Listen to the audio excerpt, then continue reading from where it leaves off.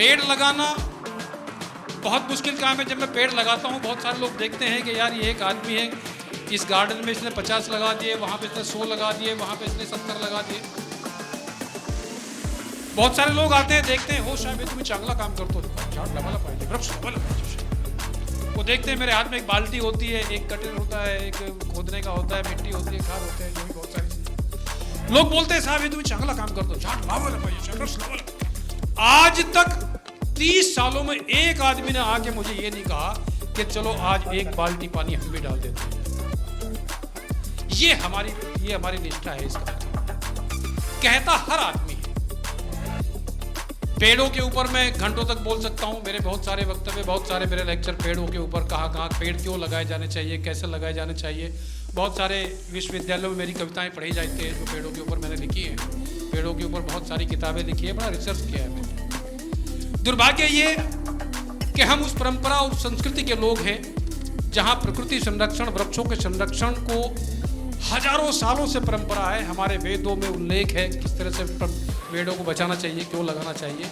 लेकिन हम में से अधिकांश लोग आज भी पेड़ों को लगाने और पेड़ों को बचाने के लिए जागरूक नहीं है, कोई करना नहीं चाहता। मैं जानता हूँ यहाँ भी आपको लगा होगा कि यार बड़े बड़े कलाकार यहाँ पे लोग आए हैं, इसके बीच में कि झाड़ झंगाड़ क्यों बुला लिया गया। लेकिन मेरी पहचान जो थी वो एक स्टैंड अप कॉमेडियन के रूप में ही है। मैं हंसाता ही हूँ लोगों को, कोशिश करता हूँ 2-1 मिनट आपको और हंसी मजाक की बात कर लूँ। हंस लेना चाहिए जीवन में। जीवन में हंसना बहुत जरूरी है, क्योंकि कल का दिन किसने देखा है, आज का दिन हम खोए क्यों, और जिन लम्हों में हंस सकते हैं उन लम्हों में रोए क्यों। ताली वाली आप ठोक दीजिए। मुझे पता है आप बिल्कुल नहीं बजाएंगे, क्योंकि जो सम्मानित लोग होते हैं वो दूसरों के लिए बिल्कुल ताली नहीं बजाते। उनको ऐसा लगता है मैं क्यों बजाऊं, मैं तो बहुत बड़ा आदमी हूँ, बहुत सम्मानित आदमी हूँ। एक प्रोग्राम में तो मैं ऐसे ही परफॉर्म कर रहा था, सब लोग ताली बजा रहे थे। सामने बैठे हुए एक भाई साहब बिल्कुल ताली नहीं बजा रहे थे। तो मैं उनके पास गया, मैंने कहा भाई साहब थोड़ी सी ताली बजाओ। वो बोले मैं ताली क्यों बजाऊं, मैं तो बहुत पैसे वाला आदमी हूँ। ताली बजाने के लिए 4 नौकर रखे हैं। ग्रेट आदमी। थोड़ी देर के बाद वहां डीजे स्टार्ट हो गया, सब लोग डांस करने लगे, वो नहीं उठे। मैं फिर उनके पास गया, मैंने कहा भाई साहब वो ताली नहीं बजाई, थोड़ा डांस करो। अरे बोले तेरे को बताया ना पैसे वाला आदमी हूँ। वो देखो डांस करने के लिए भी 4 नौकर रखे। महीने भर बाद उनकी शादी हुई। अब उन्हें पूछा ही नहीं कि हनीमून पे जाओगे कि नहीं जाओगे। आदमी पैसे वाला था, पता नहीं किस किस काम के लिए नौकर रखता है। इसलिए मजा करो यार, जीवन में हम लोग आए हैं मजा करने के लिए। अरे वो बेफिक्र सी सुबह, वो गुनगुनाहट शामों की, और जिंदगी खूबसूरत है कर आदत हो मुस्कुराने की। हंसी को, मुस्कुराहट को अपने जीवन में शामिल कीजिए। लेकिन लोग नहीं हंसना चाहते, लोग नहीं हंसना चाहते। लोग बिना मतलब टेंशन में रहते हैं। मैं एक दोस्त के घर पे गया, बड़ी टेंशन में बैठा हुआ था। मैंने किस बात की टेंशन, वो बोला यार 20 दिन पहले मेरे दादाजी मरे, मेरे लिए 70 करोड़ रुपए छोड़ के मरे। मैंने कहा राइट, फिर बोले 15 दिन पहले ताऊ जी मरे, वो भी 70 करोड़ रुपए छोड़ के मरे। तो मैंने कहा काहे की टेंशन है। वो बोला यही तो टेंशन है, 15 दिन से कोई नहीं मर रहा। लोग बिना मतलब टेंशन लेते हैं। टेंशन नहीं लेने का, लोगों की अपनी अपनी टेंशन। मेरे एक दोस्त की नई नई शादी हुई, शादी के 15 दिन बाद वो बड़ी टेंशन में मेरे पास आया। मैंने क्या हुआ, वो बोले भाई साहब बीबी के मेकअप का खर्चा बर्दाश्त नहीं होता। मैंने कहा मेकअप करवाना बंद कर। वो बोले फिर तो और प्रॉब्लम है, बिना मेकअप के बीबी बर्दाश्त नहीं होती। लोगों की एक टेंशन नहीं, लोगों के पास दुनिया भर की टेंशन है। लेकिन इसी टेंशन के बीच में कहीं ना कहीं हमको हंसी ढूंढनी है। हंसी हमारे अंदर होती है। हम लोग कहां से टेंशन लेते हैं साहब।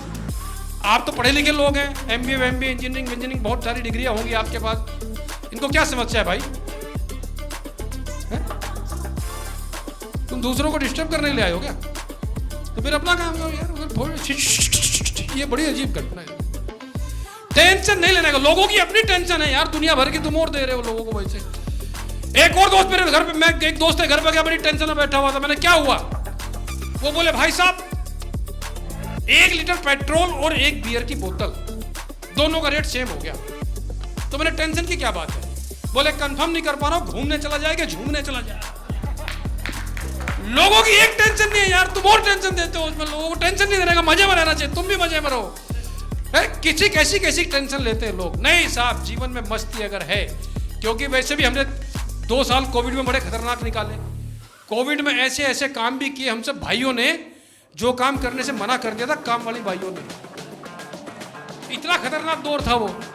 और क्या बताएं दर्द दिल किस हाल में हम जी रहे थे, क्या बताएं दर्द दिल किस हाल में हम जी रहे थे। गिलास था ब्लैक लेबल का और हल्दी वाला दूध पी रहे थे।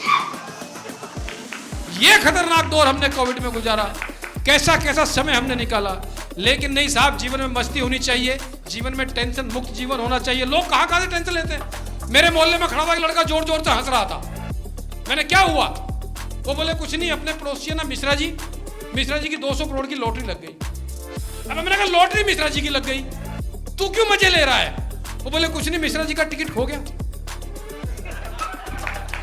कुछ लोग दूसरों को दुखी देख के मजा ले लेते हैं, लेकिन मजा जीवन में लेना चाहिए साहब, जब तक जीवन में मजा है।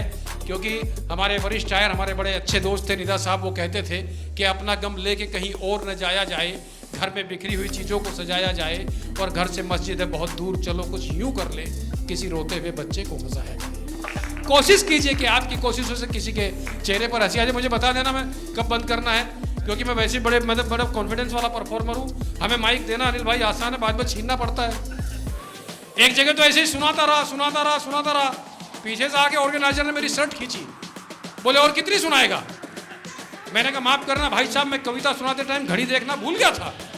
वो बोले घड़ी देखना भूल गया था, दीवार पे कैलेंडर तो था। डेट बदल जाती है। बड़े कॉन्फिडेंस वाला परफॉर्मर हूं। आज तो इतने सारे लोग मेरे सामने बैठे हुए, एक प्रोग्राम में तो मेरे सामने एक ही श्रोता बैठा हुआ था, सिंगल। मैंने 2.5 घंटे सुनाई, 2.5 घंटे लगातार सुनाने के बाद उसके पास गया। मैंने उससे कहा सर मुझे लगता है आप मेरे बहुत बड़े फैन हैं। वो बोले मैं फैन वैन कुछ नहीं, मैं माइक वाला हूं। तू बंद करे तो मैं लेकर चलूं। मैं इतने कॉन्फिडेंस वाला भी हूं। अच्छा, बड़ी मोहब्बत दी आप लोगों ने मुझे, लाफ्टर चैलेंजर, कॉमेडी सर्कस जैसे प्रोग्रामों में बड़ी मोहब्बत दी। थोड़ा टेलीविजन पे नाम हमसा हो गया तो लोग आजकल कवि सम्मेलन में मेरा नंबर बड़ा लेट आने लगा। एक कवि सम्मेलन में तो मेरा नंबर सुबह 4 बजे आया, सामने एक ही श्रोता बैठा हुआ था, लेकिन मैंने अपना कॉन्फिडेंस नहीं खोया। मैंने कहा एक को भी सुना दूंगा। मैंने कहा भाई साहब आपका स्वागत है। वो बोले स्वागत की ऐसी तैसी, तेरे बाद मेरा नंबर है। मैं जानता हूं हमें माइक देना आसान है, बाद में छीनना पड़ता है, लेकिन नहीं, मैं बहुत समय आपका नहीं लूंगा। बहुत सारे सम्मानित लोग यहाँ पर बैठे हुए हैं। एक अनुरोध आपसे करता हूं, जीवन में आपको अगर लगे अपने किसी प्रिय के नाम पर, अपने माताजी के नाम पर, अपने पिताजी के नाम पर, अपनी एनिवर्सरी पर, अपने बर्थडे पर, किसी ना किसी प्रिय के नाम पर पेड़ लगाते चलो। ये पेड़ है, सांस है हमारी। आपको अगर घर में किचन गार्डन बनाने का आप थोड़ा सा काम कर सकते हैं तो भी कीजिए, क्योंकि पेड़ हो पौधा हो, कोई एक पत्ती भी अगर है तो वो कहीं ना कहीं आदमी के हित में काम करता है। एक दूब घास भी अगर कहीं पर आपने खड़ी कर दी तो कहीं ना कहीं ऑक्सीजन का एक मॉलिक्यूल, एक कोई पार्ट होने पर आता है। कोशिश कीजिए।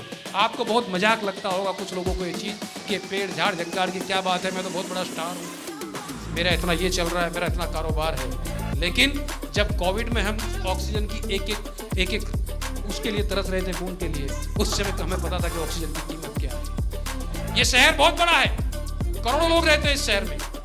पेड़ लगाने वाले कितने लोग हैं, पेड़ बचाने वाले कितने लोग हैं, आप कोशिश कीजिए। अगर आपने कहीं जीवन में एक पेड़ लगा लिया, एक पेड़ बचा लिया, तो समझो आपने बहुत बड़ा काम किया। हम उस परंपरा के लोग हैं जहाँ हजारों साल पहले वेदों में कहीं कहा गया, उल्लेख किया गया। आप अथर्ववेद पढ़ लीजिए साहब, पूरा सूत्र है 84 श्लोक का। लेकिन जाओ चाहे वेदाचारी हो, बड़े बड़े प्रवचन देने वाले हो, बड़ी बड़ी बातें जरूर करते हैं, लेकिन पेड़ों को बचाने, पेड़ों को लगाने की काम का प्रवचन देते कोई आदमी नहीं आपको दिखेगा। आप धूप में चलते हैं जब पता चलता है पेड़ का महत्व क्या होता है। आपको मैंने पेड़ों के बारे में लंबा प्रवचन दे दिया, मैं जानता हूँ ये बहुत बोर विषय है, लेकिन ये बहुत जरूरी विषय है। बहुत बहुत धन्यवाद, आप लोगों ने मुझे याद किया। अनिल जी का बहुत बहुत आभार।